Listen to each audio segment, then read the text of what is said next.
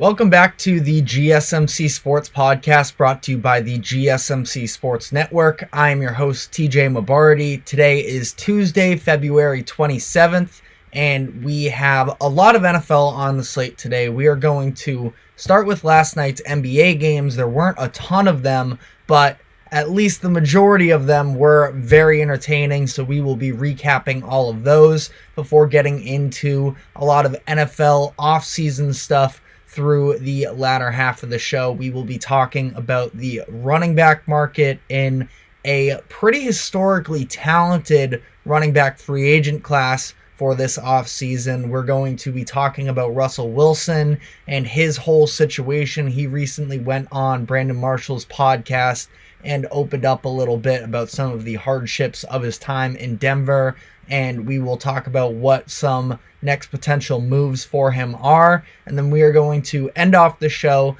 talking a little bit of NFL Combine, as we have some news surrounding some of the top prospects and their level of participation in the Combine on Saturday. Before we get into everything, just a reminder to like and follow wherever you may be watching us.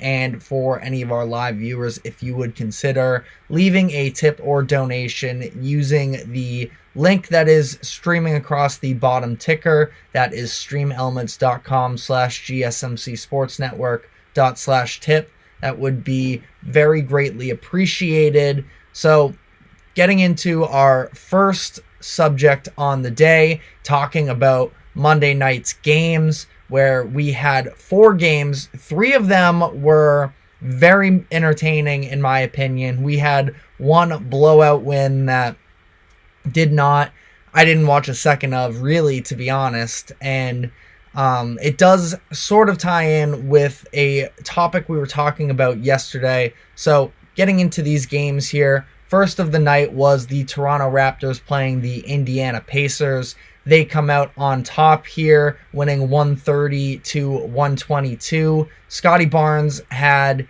an incredible performance leading the charge for the Raptors in this one. He posts a triple-double, 21, 12, 12, with 5 blocks as well. He had a couple very impressive blocks on the perimeter as well, blocking a couple three-point attempts from the Pacers as well. So an extremely well-rounded performance for Scottie, and his ability to initiate for others on offense, I think, has been such a huge step in his development. He came into the league with a lot of the physical tools, and we're seeing him more and more develop these skills that make him a true franchise cornerstone. And especially with the defensive upside that he has, it makes him a real candidate to be a perennial all-star. He was selected to his first all-star team during this year's games, and it was as an injury reserve, but I think that it could be, the first step in a line of different all-star appearances for Scottie. Now the Raptors are sort of building around him as they've gone through this retooling. Not that the dynamic was weird necessarily with the previous version of the Raptors, but power dynamic-wise, between Pascal Siakam, and not that OG Anunoby was ever necessarily a true initiator of the offense. They had a bunch of guys on the Raptors, Fred VanVleet as well, who left during the offseason, where these were all guys that were on their championship team in 2019, right before Scottie had entered the league. So they sort of had the seniority almost a little bit over Scottie Barnes, but now this is his team, and they've also done a very good job of filling up the rest of the team as well with a lot of potential young talent. It was an incredibly well-rounded performance from the Raptors last night in their win. 7 of their 9 players that got minutes scored double digits. That was including the entire starting lineup and some key contributions off the bench from Grady Dick and Ochai Agbaji, who are both young players that they recently acquired. Grady Dick through the draft and Agbaji at the trade deadline. But Dick had just about possibly his best game of the season. He scored 18 points on 7 of 9 shooting, and obviously he was, for the most part, automatic on offense, but it went even deeper than that. I thought that some of the hustle plays that he had as well were really impressive. He grabbed a couple offensive rebounds that he fought for, and I was really impressed with this one play in particular in the fourth quarter where there was an errant pass between Barnes and RJ Barrett down low, but Dick was crashing in from the right corner, and he jumps out of bounds, catches the ball, tips it back into Barrett for an assist there as Barrett finishes it off with a layup. So I thought that was, we're just seeing he hasn't gotten a ton of playing time necessarily this year, but especially now that the Raptors have offloaded some of their top end talent, it opens up more opportunities for him. And somebody who impressed a lot when he was at Kansas during his freshman year last year to make him a late lottery pick. Now we can maybe see some of the offensive potential with him, and if he's going to provide this level of effort on a night-to-night basis, he could absolutely be a key player for them in the coming years. Abaji, like I mentioned, was also very solid in this one. He made specifically a handful of plays for himself, moving without the ball to create opportunities for himself. I thought it was really good. It was those backdoor cuttings. It was relocating along the three-point line. He scored 13 points in this one, so not necessarily tremendous, but somebody that another Kansas guy was seen to have definitely a lot of value when he was coming into the draft a couple years ago. And after taking a step back in this past season as opposed to his rookie year, now he can maybe find a home for himself and get a little bit more opportunity with the Toronto Raptors. So that's something I'm specifically watching when it comes to this team. So again, just these promising performances from their young guys that they acquired over the past handful of months. And that includes Quickley and Barrett, who are both very good. Barrett specifically led the Raptors in scoring, so I thought that, again, very well-rounded. This goes a little bit to the Pacers, who have done are definitely struggling on the defensive end. That's no news there. They allow 130, so obviously you're going to have a lot of guys for Toronto here getting theirs in the scoring department, but still promising from a Toronto team that is going to be trying to find their identity in the coming months. Benedict Mathurin and Pascal Siakam combined for 61 in the loss. Mathurin tied his career high with 34 points in this game. He was tremendous, but really what hurt them, other than, of course, the subpar defense, was the fact that Tyrese Halliburton had a very rough game. He went just 2 of 11 from the field, 1 of 6 from 3, missed a pair of free throws late in the fourth quarter that, it wasn't, of course, the reason why they lost the game, but just sort of goes to show that we've seen him really struggling. Now, he obviously missed a bunch of time with a groin injury, I believe it was, and he just hasn't necessarily gotten his legs back under him quite yet since returning from injury, and we're seeing some of the play fall off. But specifically when it comes to shooting, he's shooting in the mid-70s from the free throw line, which is interesting. I'm not sure what's going on there. Maybe it's the longevity of this season. He's been their go-to guy for the majority of the year. So I'm sure that at a certain point it does get physically taxing, and we are going to just sort of monitor. The Pacers, they overachieved for a lot of this year. They've been a much better team the past couple seasons when Tyrese has been on the court. So I have no worries about him whatsoever in terms of the overall success of him and this team, but definitely going through a little bit of a rough patch personally in terms of Halliburton there. But the overall significance of this game, we mentioned on the show yesterday how Trae Young's injury could open up a path for the Nets or Raptors to try and make a run at the play-in tournament.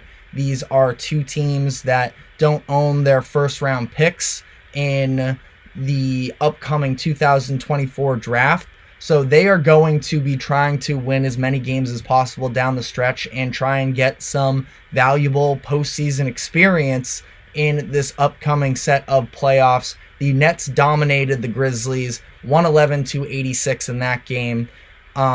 So, the Grizzlies at this point, we know they definitely struggle on offense. Credit to the Nets for coming out, but this game was just never close. And the Nets and Raptors both pick up wins here in the Hawks days off. So we are looking at a 3 and a 3.5 game differential between the Hawks and the next two teams. It's the Nets, who are 3 games back. Raptors are 3.5 games back.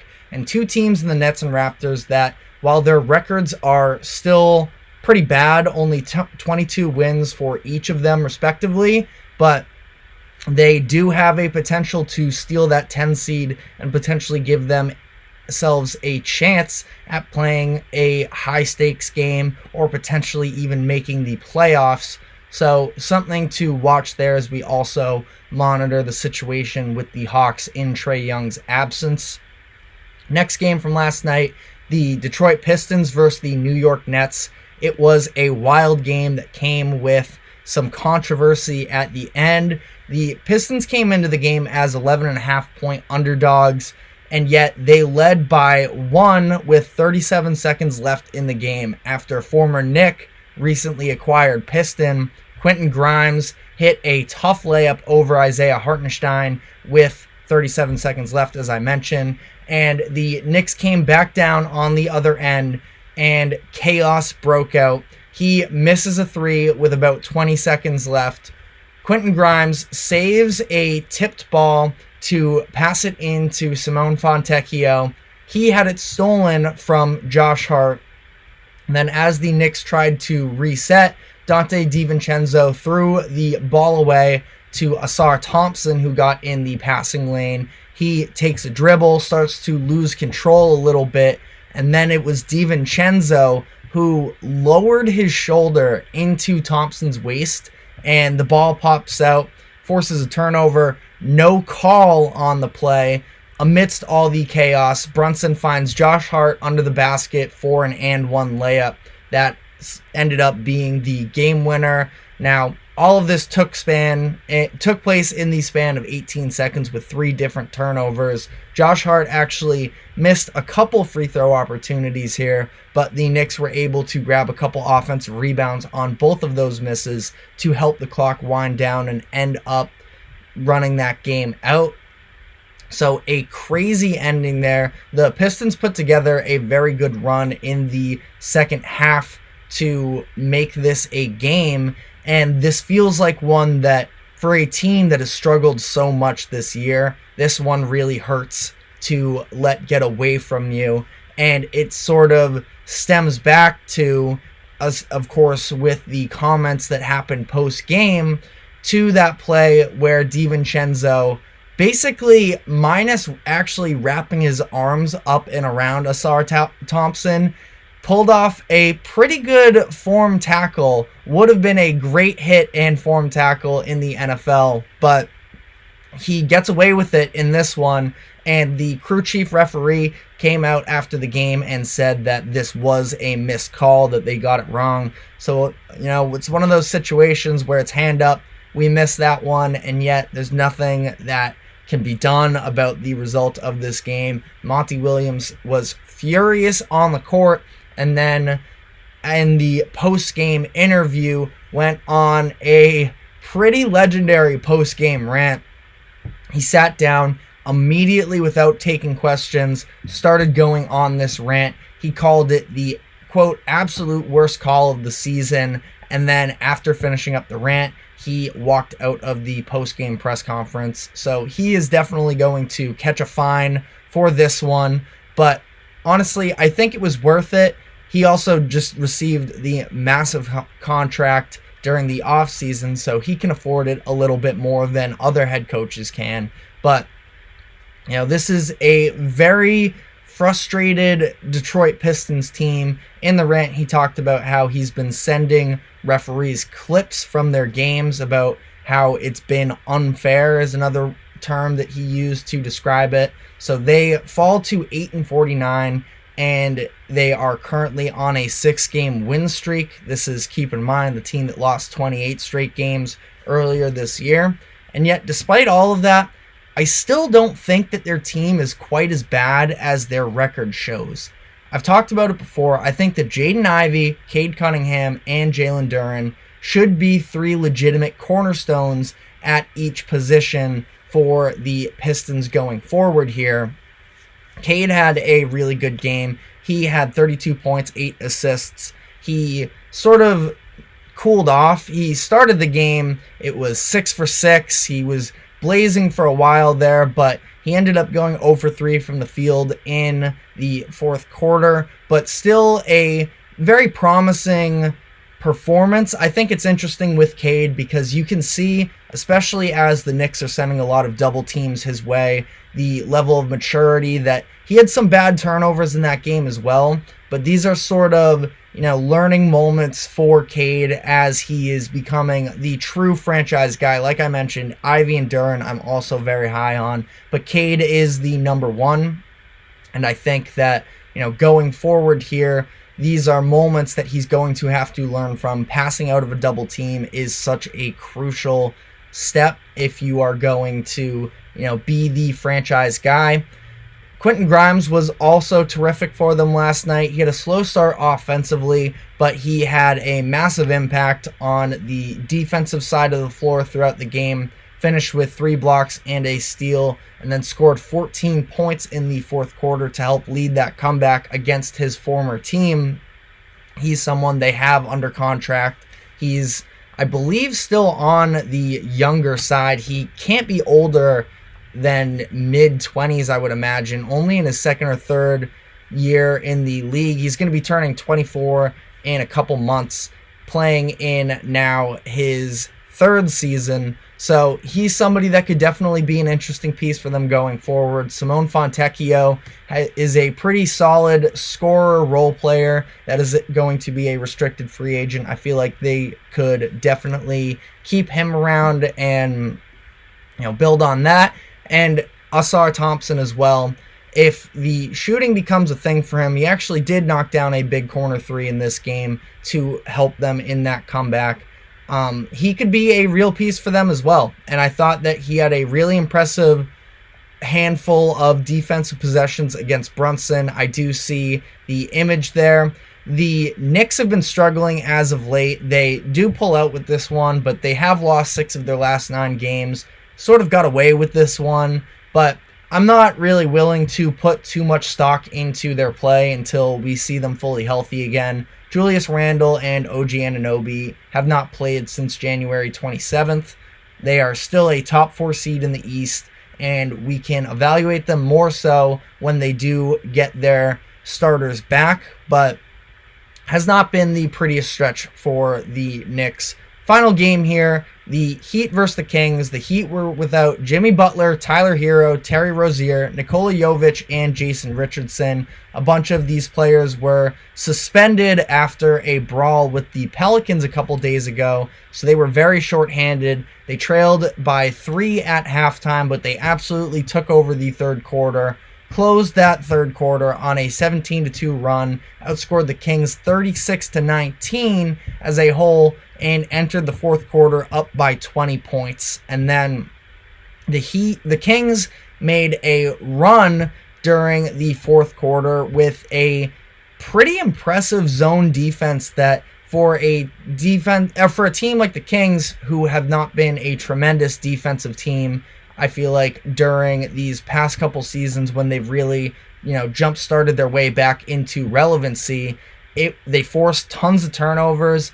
So at 9:14 left in the fourth quarter, Bam hit a crazy fade with the shot clock winding down, and then the Heat did not hit another field goal until 4:24 left in the game. Shout out to the Kings fans, where just prior to that Bam shot, Fox hit a 3. They were down 17, and you could hear the crowd still really being into the game. I think that helped ignite them, but also what helped ignite them was Keegan Murray. He was the catalyst for Sacramento in this game. He started the game 6 for 6. He got cold for a stretch there when things were spiraling out of control in the third quarter. But in the fourth quarter, he went 4 for 5 from the field, had at least 11 points. I am blanking on whether or not he had any free throw opportunities, but had at least 11 from the floor. And he played some incredible defense. There was a sequence where after a De'Aaron Fox turnover, he had a chase down block against Caleb Martin. Then on the inbound right after, he played really good defense against Jaime Jaquez to force a miss. Domantas Sabonis then quickly turned the ball back over, and Murray again made the play by cutting off a sloppy pass from Duncan Robinson to Jaime Jaquez, and he took the ball the other way for a transition dunk. This was late in that fourth quarter. The Kings ended up getting the lead, the deficit that is, down to 2 points with 3:41 left in the game. But it was Jaime Jaquez, the rookie for the Heat, that sort of calmed the storm for them. He had 2 big-time buckets. He had a tough fadeaway over Kevin Huerter on the block to extend the lead to 4. And then following a missed layup from Fox on the other end, he came back on offense and had a beautiful up and under move to get past the defense of Sabonis. He was terrific on the night, finished with 26, 5, and 3 steals on 12 of 17 shooting. Bam was able to help close it out on both ends with a big bucket and a big block as the Kings sort of ran out of time for their comeback. The Heat have now won 4 straight and 8 of their last 10, and with their win and the Pacers loss, they jumped to the 6th seed in the Eastern Conference. All of this is, of course, fluid, but the Heat are playing their best basketball of the year, especially as we go down the stretch of this season. I think that they are definitely a scary team. Maybe it's a little bit of PTSD as a Celtics fan, but I do think that they are the biggest threat to the Celtics come the playoffs. And the Bucks picked up a couple big wins over the weekend. They have a very tough schedule ahead of them, but I think that when we get eventually to the playoffs, the Bucks can definitely be in that same contention tier. But I think that the Heat are, when I did my last power rankings, I had them in the sleeping giant tier, and I think that they are starting to wake up. So that is all I have on Monday night's games. We are going to be taking a quick break, and when we come back on the other side, we're going to be getting into some more NFL talks. So stick with us. We will be right back. I feel like I'm losing my mind. Is everybody in the world blind? Please, Lord, give me a sign, a sign. I feel like I'm losing my mind. Is everybody in the world blind? Please, Lord, give me a sign, a sign. I wanna be the greatest. Everybody on the fake shit. I look around and feel like everybody is the fakest. I make this every day and I'm impatient, hoping one day I blow up from the basement. Statement, the top is so vacant. I don't hear shit that I think is amazing. Waiting for my day when I'm playing sold out shows for 1,000 faces. Hey, give me that crown, get in my way and to be put down. It ain't your place, all this my town. If I want that shit, then I'll get it right now. I'm losing it, the noose, if it's some moose shit, a stupid myth. You choose to live or choose to dip, you choose to fight or lose your grip and lose a gift. Oh, I feel like I'm losing my mind. Is everybody in the world blind? Please, Lord, give me a sign, a sign. I feel like I'm losing my mind. Is everybody in the world blind? Welcome back to the GSMC Sports Podcast, brought to you by the GSMC Sports Network. Just finished up talking about last night's NBA games. Now for the remainder of the show, we're going to be focusing more on NFL. First of all, with the NFL running back market for this upcoming offseason. We have got some reports that despite all the big names on the market, or upcoming free agents, I should put it, that none of these names will be franchise tagged, adding to that pool of free agents. The names include Saquon Barkley, Derrick Henry, Josh Jacobs, Tony Pollard, Austin Eckler, and there are some others as well out there. DeAndre Swift, Zach Moss, a handful of talent out there on the running back market. Like I said, none of them are expected to be franchise tagged, which I do agree with all of these teams choosing not to, because in my opinion, the case in which a team should be franchise tagging a running back is if you feel like you are on the brink of being a true playoff team contender, or if you feel like your running back is the best player on your offense and you can't afford to let him walk. Now, we saw a couple of these names individually get franchise tagged last year. I think that was the case with Josh Jacobs, where he was the best player on the offense. I know Devontae Adams is on that roster as well, but an all-pro season from him in 2022. And then Saquon Barkley, who was extremely important for them in making the playoffs, the way that Dable sort of utilized him to be the identity of the offense, also in turn helped Daniel Jones sort of be more of a legitimate option, gave some of the pressure off of his shoulders, and he strategized a game plan where, because you have such a prominent running back in Barkley, Daniel Jones, who is also sneaky able to use his legs, can play off of that as well and play his best brand of football for whatever that is. He ends up getting a contract because of it. They don't pay Saquon Barkley.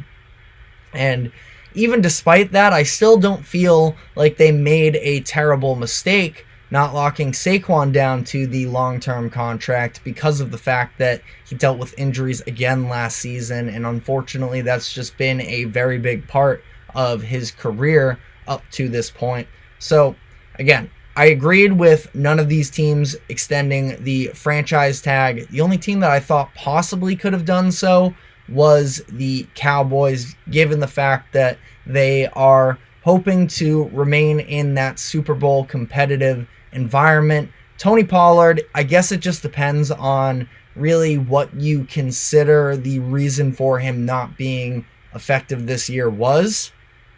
He was injured in their playoff game against the 49ers following that 2022-23 season. He suffered a high ankle sprain and a fractured fibula in their loss, which set his offseason off in a tough position, because he spent a lot of it doing rehab as opposed to getting himself ready to then be the lead back as the Cowboys moved on from Ezekiel Elliott. And instead of being, the energizing second punch, he was the main workhorse for them. And I think that was a lot to ask of him. Now, do I blame them necessarily? No, but it becomes, again, this question about when it comes to evaluating what Tony Pollard can be going forward. Do you think it's the fact that he isn't capable of being an every down back like that? Or do you think it's because he just was really behind the clock a little bit when it comes to the injuries? If you do think the injuries were the reason that he was as ineffective as he was last season, he could be a very nice discount guy to add to your roster this year. I wouldn't be surprised if he himself believes that he still has some really good football ahead of him, that he would take a short-term deal and sort of use this year as a prove-it season. But last year we saw, coming from 2022 to 2023, despite getting 75 more touches this past season, he finished with 62 less scrimmage yards. So again, not very efficient, a definite down year for him. And instead of paying Pollard $12 million with the franchise tag, Dallas can let him hit the open market, kick the tires on a cheaper and or better option. I do think that he is in a very interesting position when you take into consideration the list of running backs out on the market this year. I think that Josh Jacobs is the best running back in my opinion. He just turned 26 years old. I think he still has a few good years ahead of him of being a real effective runner. Like I mentioned, was an All-Pro first team selection in 2022. He led the league in total scrimmage yards with 2,053. Now, he had a down season last year, but I don't put that on personal regression. I think it was a little bit of the situation. Keep in mind, in 2022, he led the league with 393 touches, and then he comes into this season where he's on an offense that had one of the least intimidating passing games in the league. The Raiders were 23rd in total pass yards and 25th in yards per attempt. So I think that other defenses were just able to sort of game plan for him. Yes, they have a couple playmakers there in Devontae Adams. Jacoby Myers is a very solid receiver as well. And I even like Michael Mayer, who had a slow start to the year, but was a tight end the Raiders drafted early last year, and his ability to make plays. I think that there are some pieces there, but it was issues with the quarterback where Garoppolo was dealing with injuries, and even when he was playing, he was not very good. And then you have a young Aiden O'Connell come in, who there was that one game against the Chargers, I believe it was, where he fumbled something like 4 times, or it was 4 turnovers. I don't have those stats right in front of me at the moment, but a young rookie Aiden O'Connell, who was not a top draft pick, that's who was initiating the offense for you.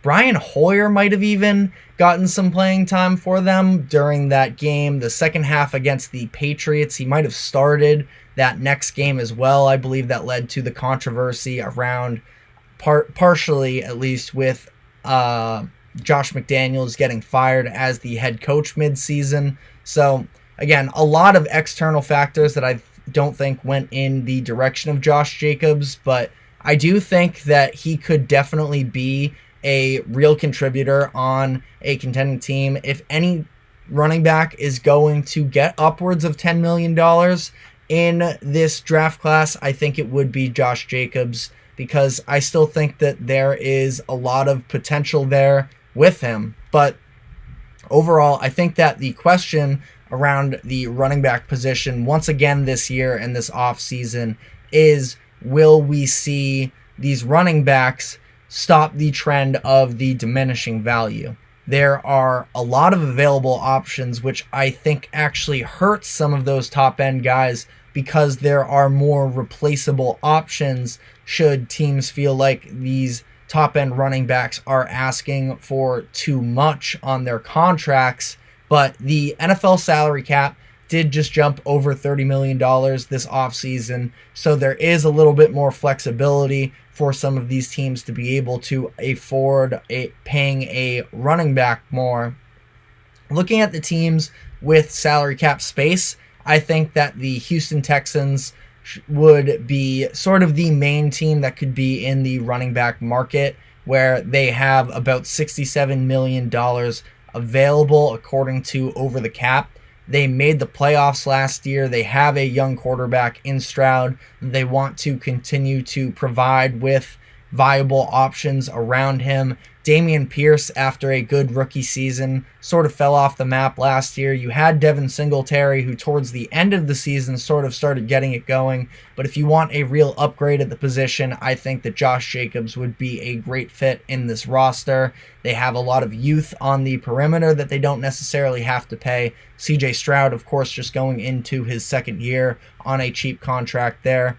And including some of these other key players that they have, they'll still have to pay in a couple years. But that's why if we see Josh Jacobs get a contract, 2 or 3 seasons, around $10, $11, $12 million per year, I think it could be a very good use of money in the coming years. Now, if your argument is just fully against paying running back, then you are obviously going to be against a move like this. maybe you'd rather them go spend money on maybe defense. Not that, I mean, their defense is good. I think their offensive line is solid. I don't think that they have tons of super glaring needs. I think that last year they were an overachieving team. Now, they can definitely make steps in the right direction, but I personally think that the most important thing for the Texans right now, yes, you do have this rookie quarterback time clock that's sort of running with Stroud, but I think it's extremely important to not stunt his growth. I think that Josh Jacobs would be a very good option here. I don't expect him to necessarily continue this regression as far as the statistics that we saw last year. I think he could have a big bounce back here. After Josh Jacobs, I think that there is going to be a drop-off for the position. A lot of these other guys that are out there on the market, they have age or injury concerns, and I just don't necessarily see it. Derrick Henry and Saquon Barkley could both be real difference makers for contending teams as well, but there's just a little bit more risk there. I think that a lot of these other contending teams, the Eagles, the Ravens, the Cowboys, that could definitely use a running back, or maybe going to wait each other out a little bit and see if they can drive down the prices a little bit on guys in these positions. The Ravens are already expected to get involved with the running back market. It's just a question of how much they are going to be willing to spend on the position. As we've seen from them the past couple seasons, they have a talented backfield. J.K. Dobbins, who had that good season, but he's another one, an upcoming free agent. He just was never able to stay healthy for them after they used some decently valuable draft capital on him. I forget if he was a second round pick, but it was at least a day 2 pick, I believe. And again, there was a lot of promise for Dobbins, and it just never really panned out due to the fact that he couldn't stay healthy. He was a second round pick in 2020, 55th overall, and I'm curious how much they're going to be willing to spend there. I think that Jacobs is probably out of their price range as a whole. Saquon could be a very interesting piece there in Baltimore because of the fact that he is able to be involved in the passing game as well as be a very effective runner as well. Derrick Henry would be a very interesting fit to me, given the fact there's a little bit of history there with the Ravens and the Titans having some playoff matchups in the past, as Derrick Henry sort of helped will the Titans to an AFC Championship appearance by going through Lamar and the Ravens. Now adding him could be an entirely different factor, and no, he's not quite as effective in the receiving game, but I mean, talk about a team that is already so deadly with the finesse of the different players that they have. If you add a bruiser like Derrick Henry, that could be scary. Now, age is the thing with Henry. Even last year, he got a very large workload, and I don't necessarily, I mean, he had that 1 foot injury. It was during the 2021 season. That wasn't necessarily a great sign for him, but since then he has led the league in rushes the past 2 years, so I do not worry about him necessarily in terms of injuries. It's just, does he still have that same pop?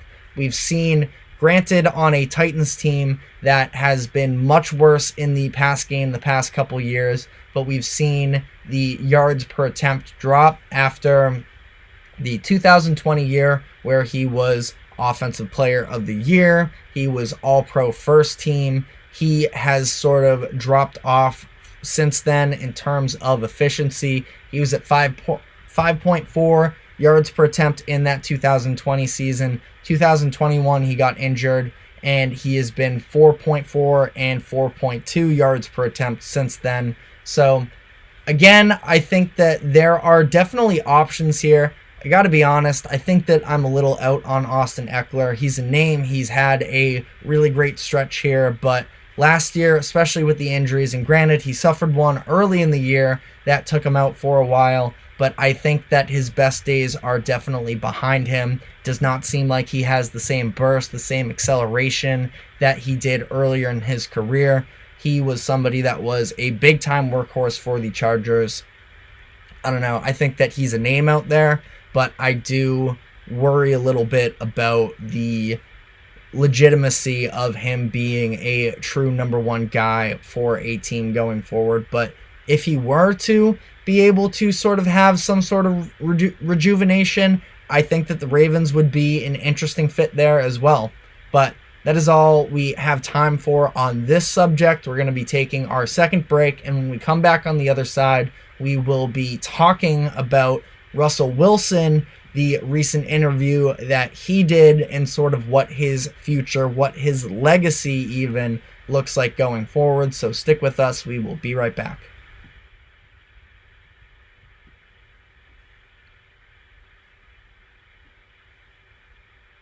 For the best and latest podcasts available anywhere, go to the podcast app on your cell phone and type in GSMC to access free content-rich podcasts on health and wellness, book reviews, sports, entertainment, relationships, social media, movies, technology, finance, and even weird news. Subscribe and download the GSMC Podcast Network's family of shows, available everywhere podcasts are found.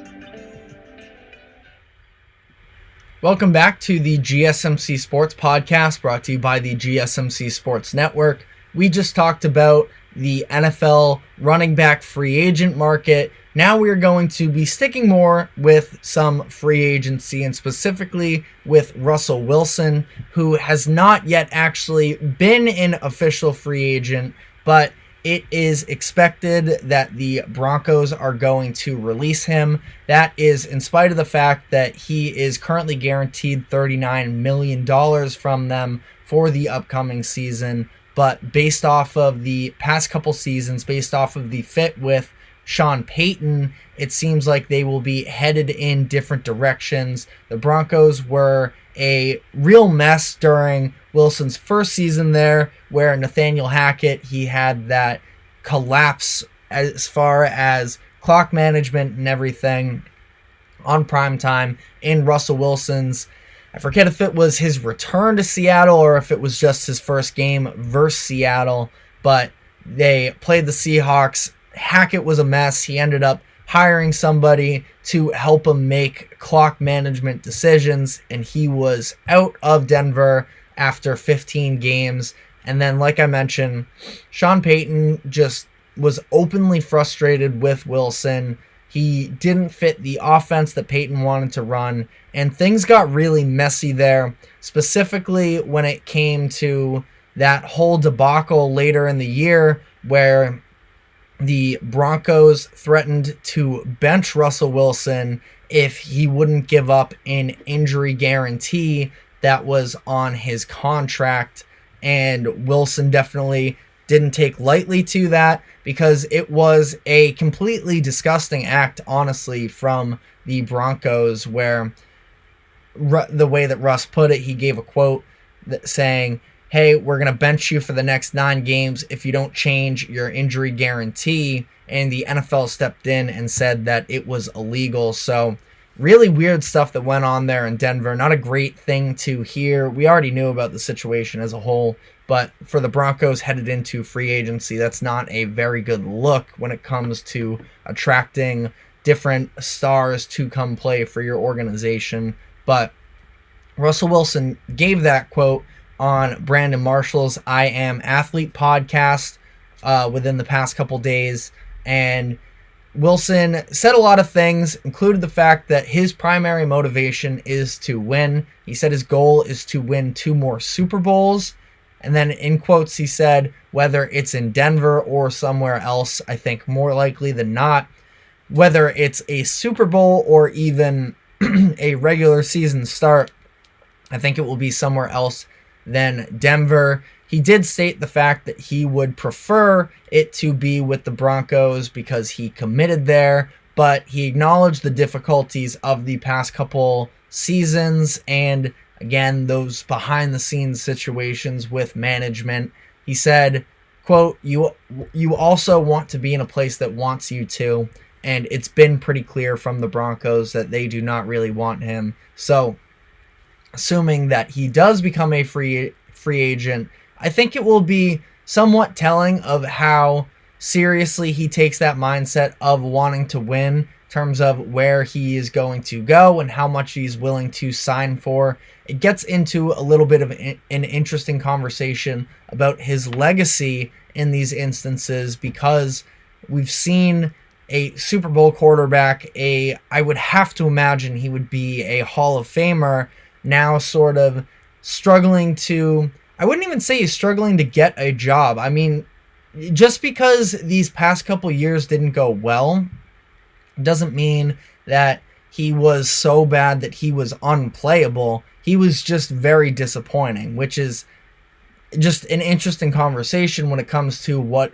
does his legacy look like at the end of his career. ESPN's Jeremy Fowler reported that Wilson could be willing to sign for a veteran minimum contract in this upcoming offseason. He could very likely get more than that, but if he believes, which I'm sure that he does, that he has more left in the tank in terms of being a leader, being able to potentially lead a team, let's relax maybe a little bit on the Super Bowls for now, but at least a playoff appearance, and that he can change the trajectory and the narrative about how these past couple years have gone, then signing a veteran minimum contract may be the easiest way for him to make his way into a situation where he believes he can succeed. And I think that he's definitely fired up for what is to come. He said that he has more fire than ever. What does that mean, though, in terms of mentality is one thing, and having the mentality is a good thing, but how much does he physically feel like he has left to give? He talked about the fact during the interview that he was dealing with a knee injury during his first season in Denver, and which is definitely a factor, especially for a guy like Wilson who relied on his legs a lot to move around in the pocket, be a little bit of an improviser.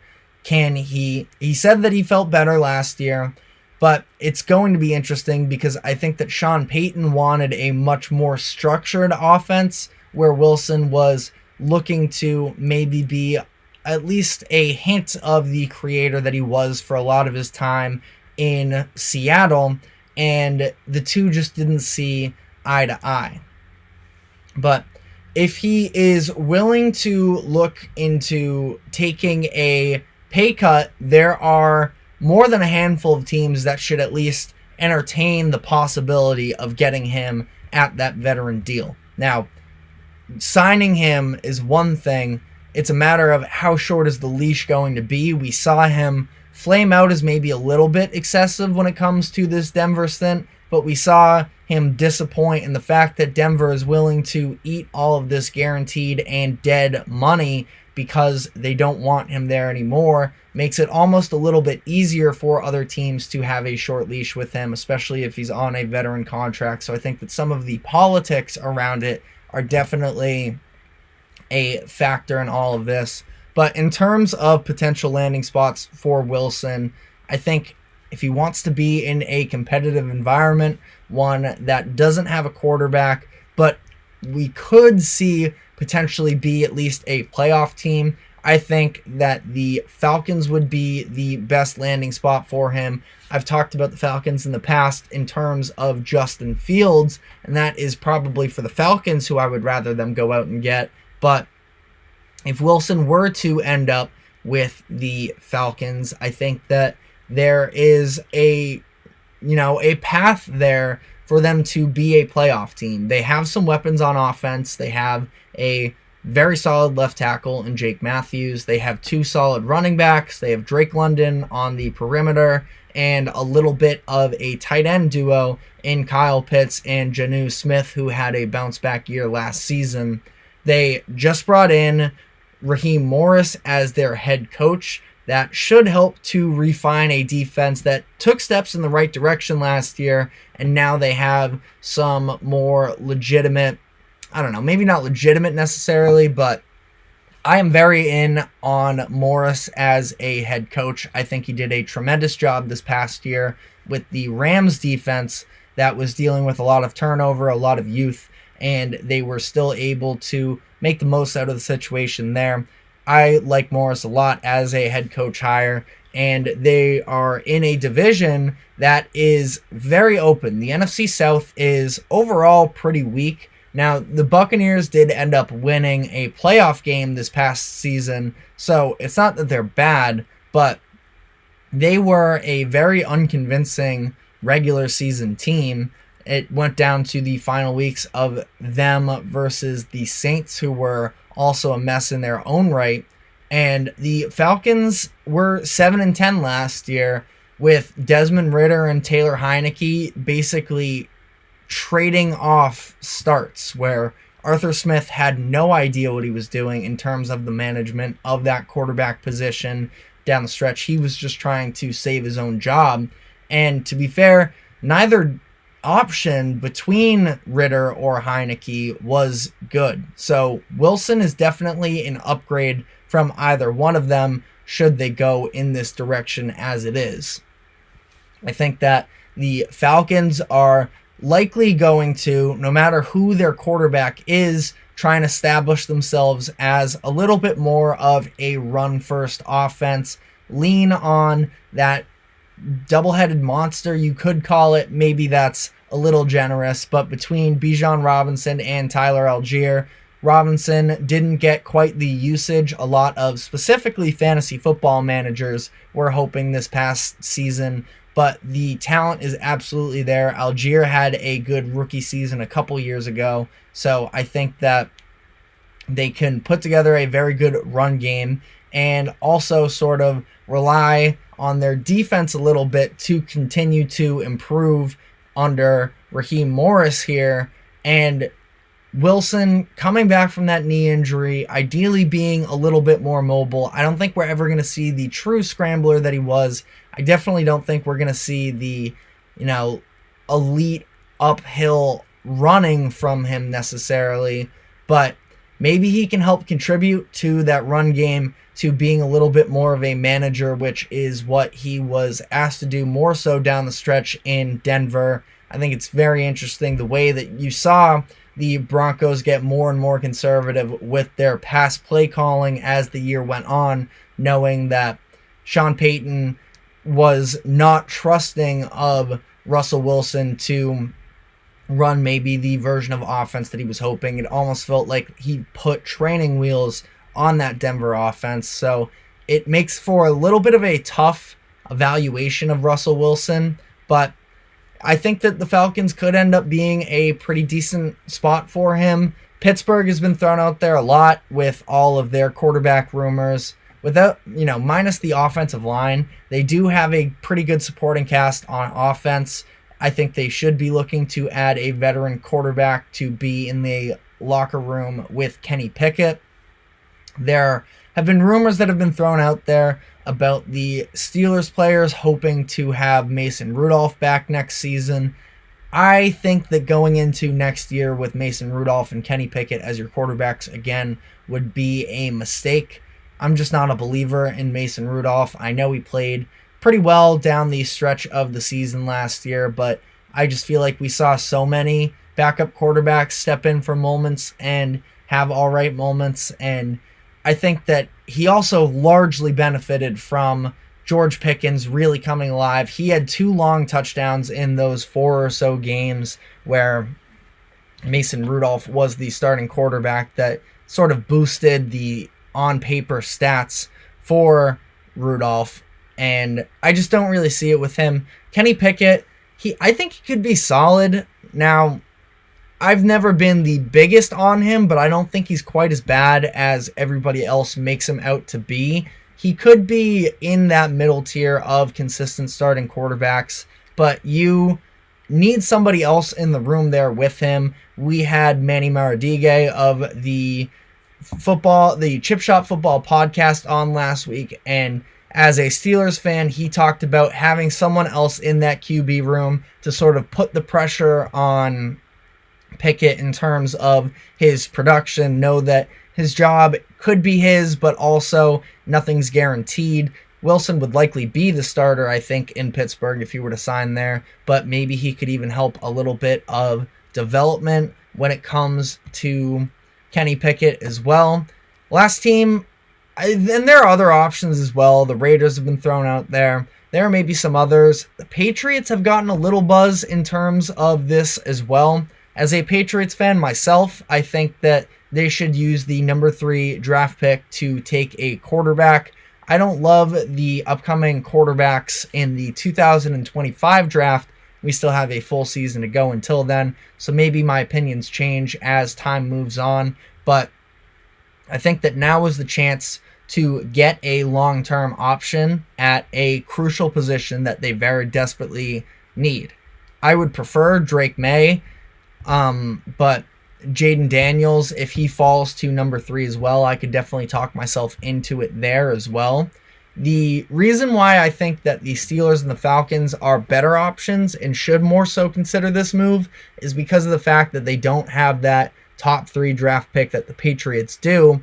So I think that they can maybe look to address that position elsewhere, other than using a first-round pick or something along those lines. Signing Wilson to a minimum for the Patriots, that is, and drafting a quarterback, they don't have to be mutually exclusive. The Patriots botched the Mac Jones development with a bad offensive line, bad wide receivers, and bad coaching through his years in New England. If they wanted to give their first-round pick maybe a year to ease him into the league, might not be the worst thing. I don't know if I love that either, though. There is also a chance with all the needs that the Patriots have that they could look to sign Wilson and trade down in the draft as the organization itself has done for years. Now it's different people running the show for them, but you know, the price for one of these top 3 picks, even maybe a top 4 pick, should be very tempting in terms of that. But the Patriots had a very good defense last year despite losing Matthew Judon and Christian Gonzalez, who were their 2 best playmakers on the defensive side of the ball. You know, you lose Bill Belichick, the coach, but I think that Gerard Mayo, he's been there for a while. He played there. I think that he's going to be a very good motivational leader, and I do think that he knows his stuff when it comes to how the Patriots should be running defense. If they were to have a competent offense next year, they could be at least competitive for a playoff spot. Again, is that the best thing, just being competitive and not having the long-term option at quarterback? I don't really know if you're the Patriots, but I think that it is a possibility that this could happen. And there are a lot of possibilities that are still very much up in the air. So we will just have to continue to see. First off, it takes the Broncos actually officially releasing him, and then what is Russell Wilson going to do from there? But on that note, we are going to be taking our final break, and when we come back on the other side, I just at least alluded to the top draft picks in this year's in the 2024 draft in terms of quarterbacks. We are going to be talking about some updates when it comes to the combine participation level of some of these players. So stick with us and we will be right back.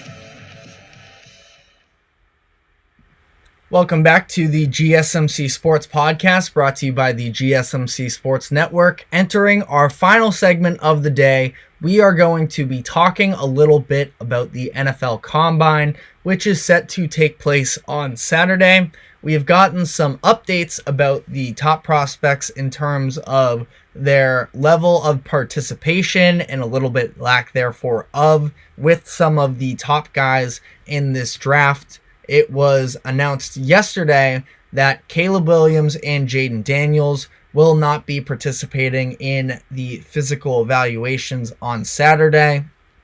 It was reported today that Drake May will join them in abstaining from those physical evaluations as well. Williams and Daniels will be throwing at their pro days later this spring. I would imagine that Drake May is going to as well. It's just came out as of a couple hours ago, so there are still, details to be found out there, but I would imagine he will as well. This has been a little bit of a trend over the past handful of years with the NFL draft, where these top quarterbacks have not been throwing at the combine. This typically takes place when there really isn't much room for them to specifically drop, and it wouldn't hurt them by not throwing, but also when they don't have very much to gain themselves.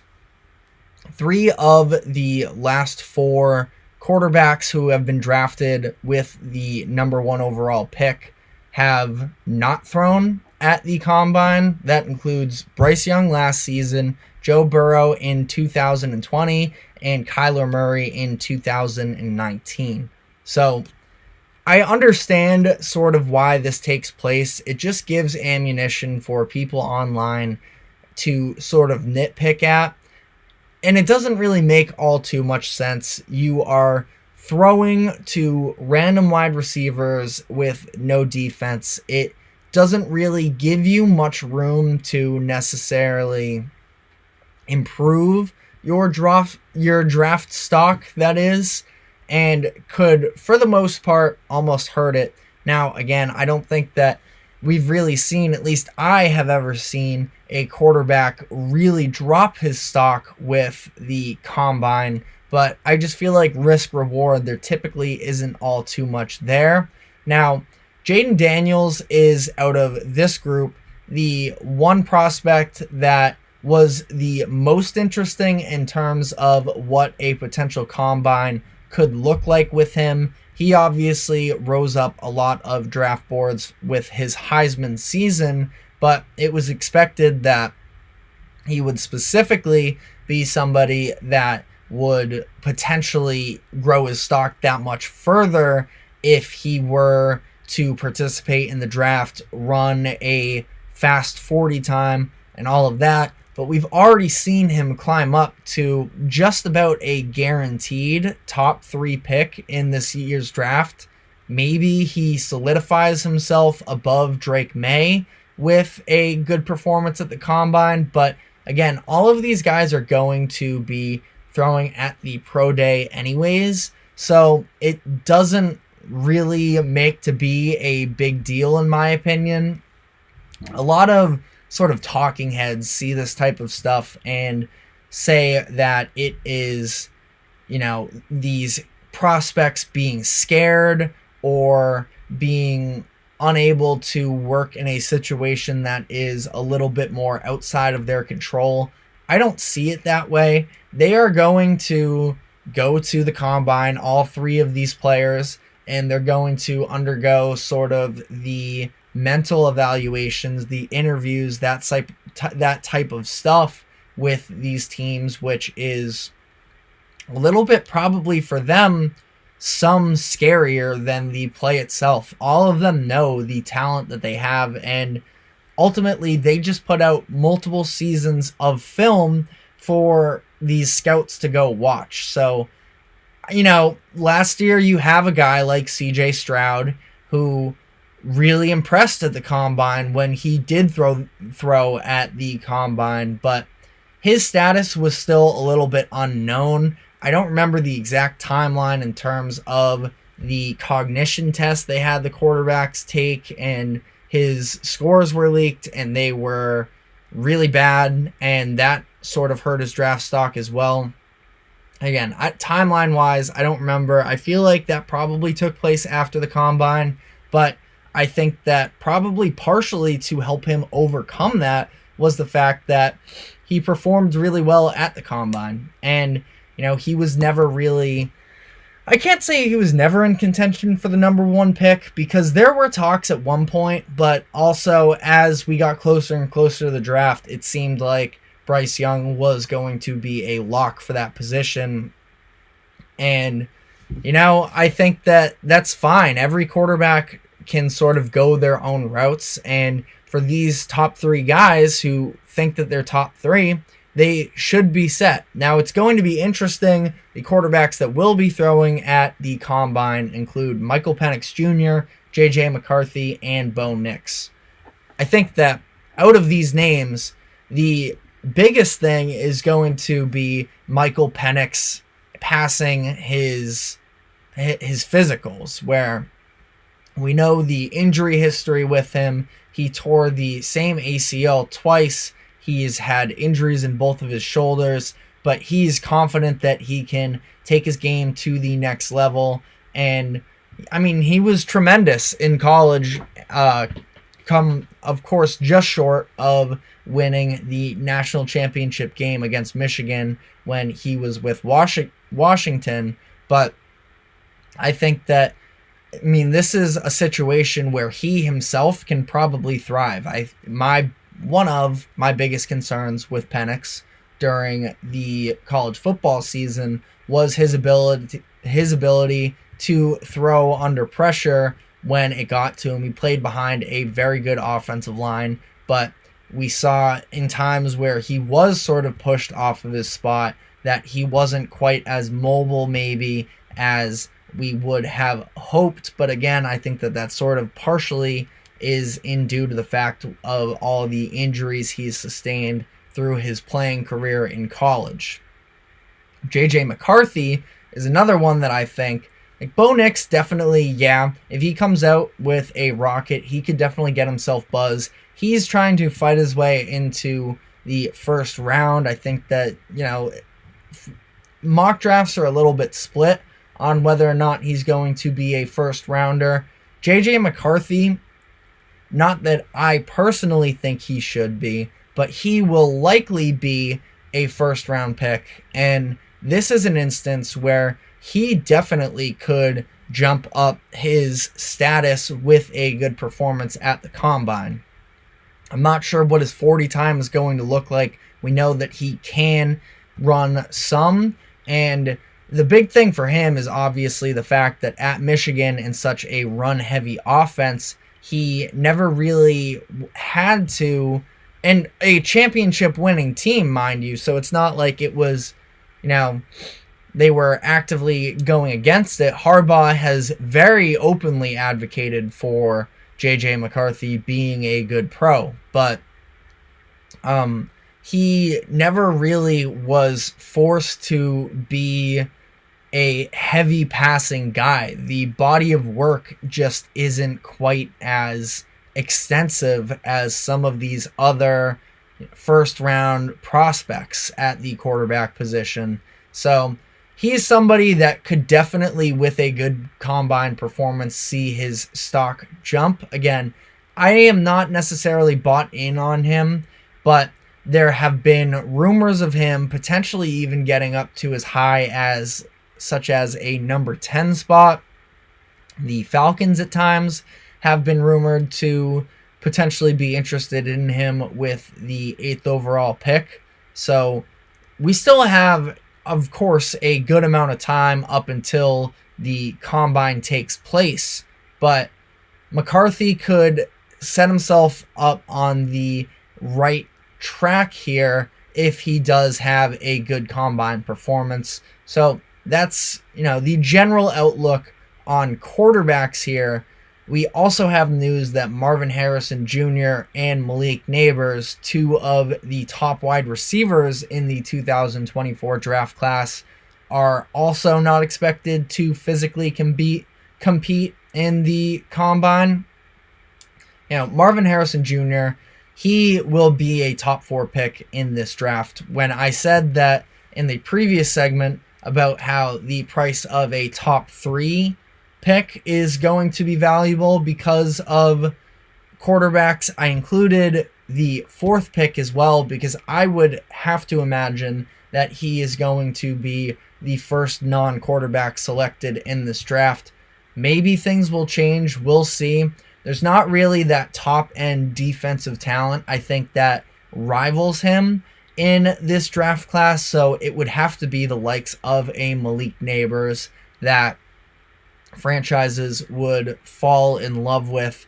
Maybe, I was going to make the argument of, if you think that Brock Bowers, the tight end out of Georgia, maybe presents a little bit more of positional flexibility, can do more things for you. Bowers is a very interesting prospect in terms of the variance of where he could be selected is about as wide as any of these other top blue chip prospects or first round talents, where as much as he can do more, the tight end position is not quite as valuable as the perimeter receivers, which Marvin Harrison Jr. is. I know that the stats this past season weren't quite as impressive, but the offense as a whole just was not great. Kyle McCord at quarterback was very underwhelming. So ultimately, I think that for these guys, again, same sort of thing. They're going to participate at their pro days, so it should not be made to be all this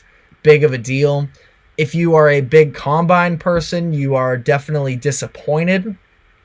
I'm somewhere in the middle. I'm intrigued by it, but I'm not sitting down to watch each position group go through all of their drills. Maybe I'll tune into some of the big moments. I'll probably tune into some of these quarterback drills, at least, keep up with how they perform. But I think that the combine is typically a little overrated, where, we saw DK Metcalf fall out of the first round despite being the specimen that he is, because of a horrendous 3-cone drill, or it was one of those lateral movement drills or change of direction, one of those where ultimately it's not a ton of what you see. You don't see guys running suicides on an NFL field on a Sunday.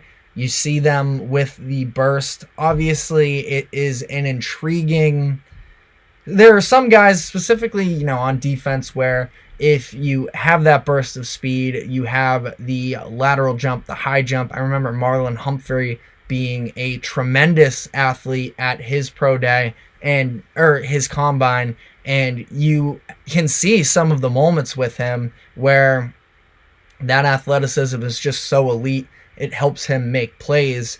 But again, I think that for the most part, we have the film on all of these guys as it is, with multiple years under their belt.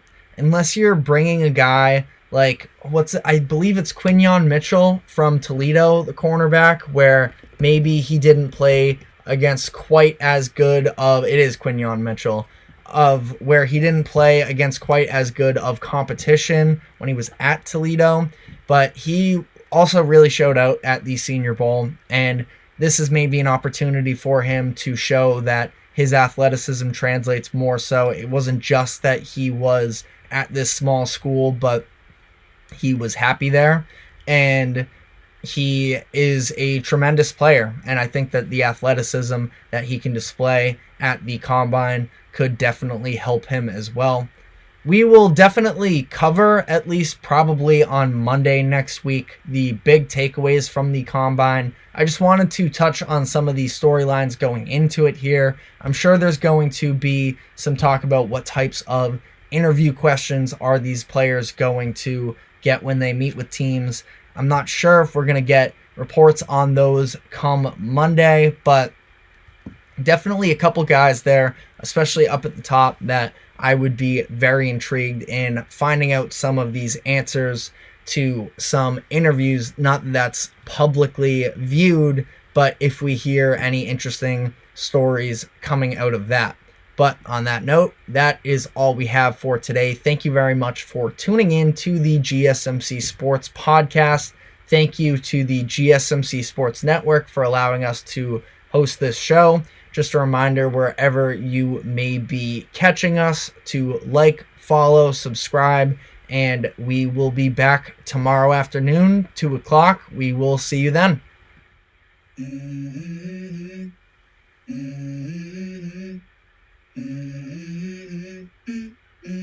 Let's go. I wake up to a little bit of drool on my pillow, feel like it's gonna be a bad day. Yeah, I'm tired of shit, and the coffee ain't hit yet. Damn, ain't that great.